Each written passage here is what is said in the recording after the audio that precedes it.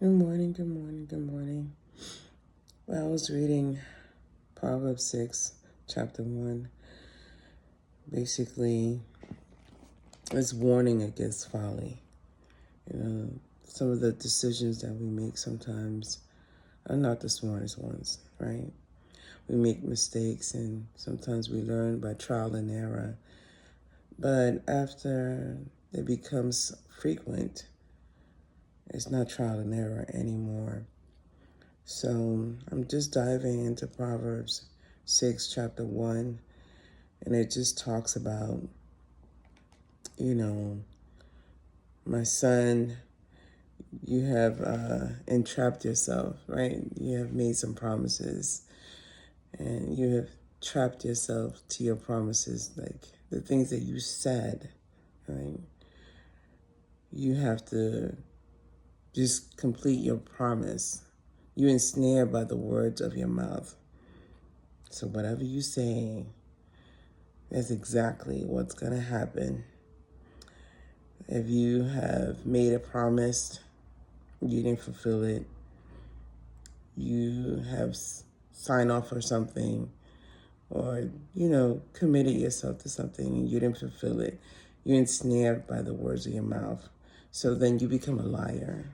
If you don't fulfill that, you don't complete that promise, you don't complete that, project or whatever, whatever you promised to somebody else, you didn't fulfill it, then you're ensnared by the word of your mouth. So it says, well, just go ahead, fulfill that promise, no matter what it takes, do what it takes to complete whatever task that you or project that you promised to do with someone. Just complete it. Give no rest to your eyes. Just make sure, okay, is there anything else you need? I'm here, I made this promise. I want to make sure that I'm good with you. Everything's good, there's no issue, no concerns. So that's the first part of that. And then the second part, for me, and I'm paraphrasing, this is Sylvia's definition, my interpretation, right, so to speak. And it says here, give me 1 second. Again, go out, go to the ant, you sluggard, consider the ways and be wise. The ant has no commander, right? No overseer, no ruler. Yet it stores its provisions in the summer and gathers its food at harvest. Basically saving, especially now during this difficult time. It's kind of hard to save, but we have to save wherever and whenever we can. A lot of people have that luxury. They don't have to save, but honestly, I don't. I have to save. I have still one child that I'm taking care of, and I have 2 adult children, and I have 3 grandchildren. So I want to be able to leave an inheritance, a legacy for them. So I have to save because I wasn't financially literate. I wasn't taught about anything about finances growing up. I'm Generation X, so, the first ones to have internet. But, we read a lot of books. And we read a lot of books, but financial literacy was not something talked about at home or taught at school. That's something that you had to learn on your own. I didn't learn that until I was an adult. I'm talking about in my 40s, late 30s. And still I didn't have clarification on it.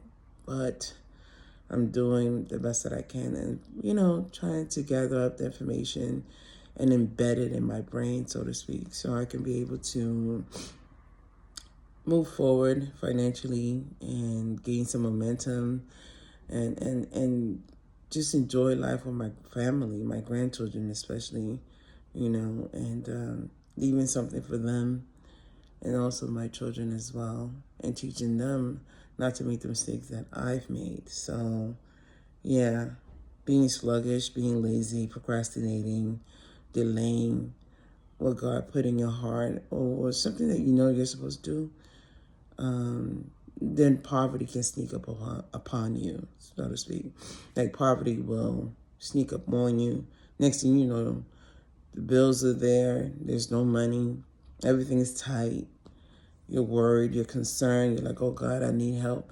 But it's like you're always needing help. When are you going to get it together?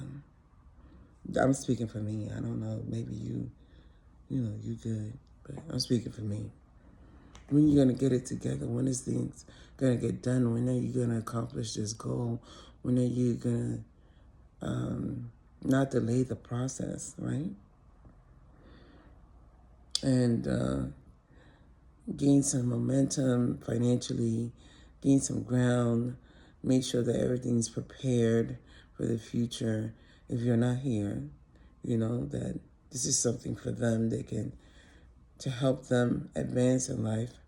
So each generation will be making some type of progress, so to speak. I mean, that's for me. This is some of the goals that I've laid out for myself.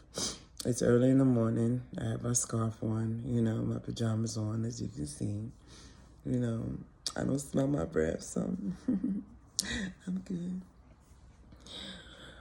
Not yet, at least. But anywho, so the other part, it says here, is 7 things God detests, that finds detestable. And that would be haughty eyes, a lying tongue, hands that shed innocent blood, a heart that devises wicked schemes, feet that are quick to run to evil.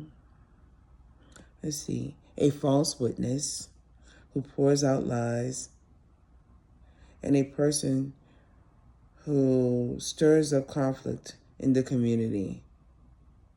Did I say lying tongue? I have not been perfect.